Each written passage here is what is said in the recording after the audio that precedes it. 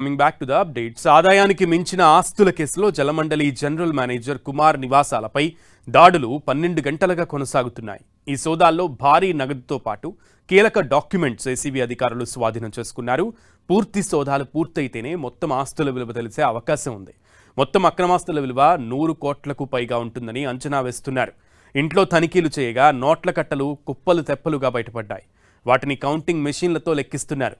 సుమారు కిలో బంగారు ఆభరణాలను స్వాధీనం చేసుకున్నారు అధికారులు.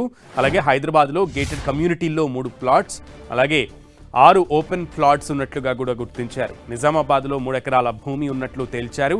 మరికొన్ని ప్రాంతాల్లోనూ భారీగా ఆస్తులు పోగేసినట్లు ఏసీబీ గుర్తించింది. మరోవైపు కుమార్ బ్యాంక్ లాకర్స్ ఓపెన్ చేయనున్నారు అధికారులు.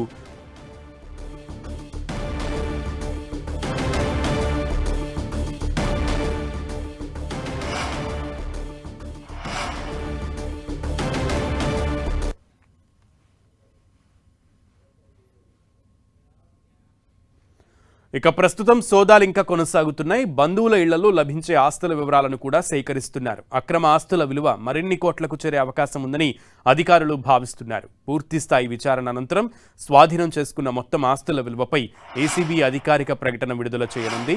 ఇక విధుల్లో ఉండి అక్రమ మార్గాల్లో కోట్లు గడించిన ఈ అధికారి బాగోతం ఇప్పుడు ప్రభుత్వ శాఖల్లో హాట్ టాపిక్గా మారింది.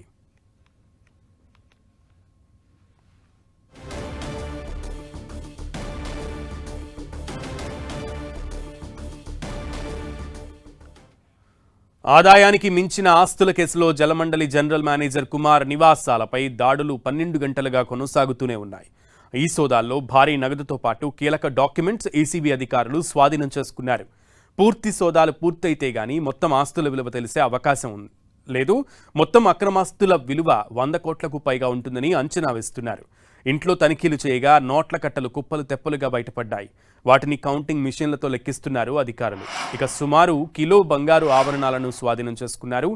హైదరాబాద్లో గేటెడ్ కమ్యూనిటీల్లో 3 ఫ్లాట్స్, 6 ఓపెన్ ప్లాట్స్ ఉన్నట్లుగా గుర్తించారు. నిజామాబాద్లో 3 ఎకరాల భూమి ఉన్నట్లు తేల్చారు. అలాగే మరికొన్ని ప్రాంతాల్లోనూ భారీగా ఆస్తులు పోగేసినట్లుగా ఏసీబీ గుర్తించింది. మరోవైపు కుమార్ బ్యాంక్ లాకర్స్ ఓపెన్ చేయనున్నారు అధికారులు.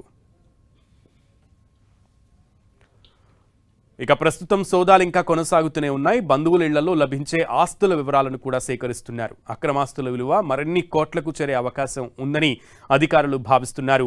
పూర్తి స్థాయి విచారణ అనంతరం స్వాధీనం చేసుకున్న మొత్తం ఆస్తుల విలువపై ఏసీబీ అధికారిక ప్రకటన విడుదల చేయనుంది. విధుల్లో ఉండి అక్రమ మార్గాల్లో కోట్లు గడించిన ఈ అధికారి బాగోతం ఇప్పుడు ప్రభుత్వ శాఖల్లో హాట్ టాపిక్గా మారింది.